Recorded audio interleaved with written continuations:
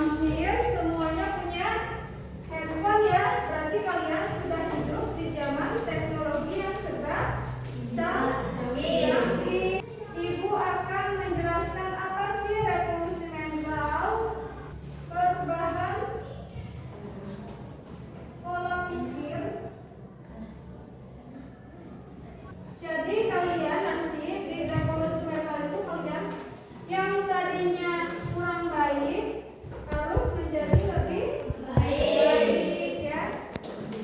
Terus coba ibu mau tanya, kebiasaan buruk yang dilakukan sehari-hari apa? Apa yang harus diubah? Apa?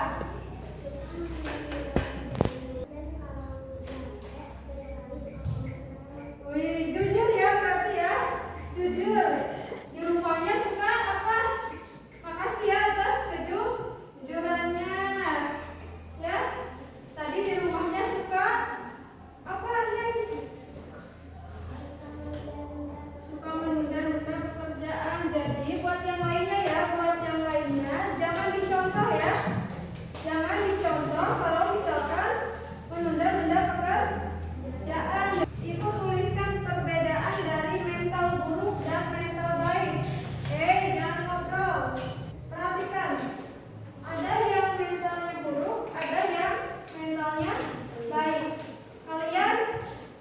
Kalian ada di mental buruk atau di mental baik? Jujur. Baik. Jadi intinya kunci utamanya kita belajar hari ini tuh yang tadinya malas harus semangat. Kalau yang tidak bertanggung jawab harus jujur ya.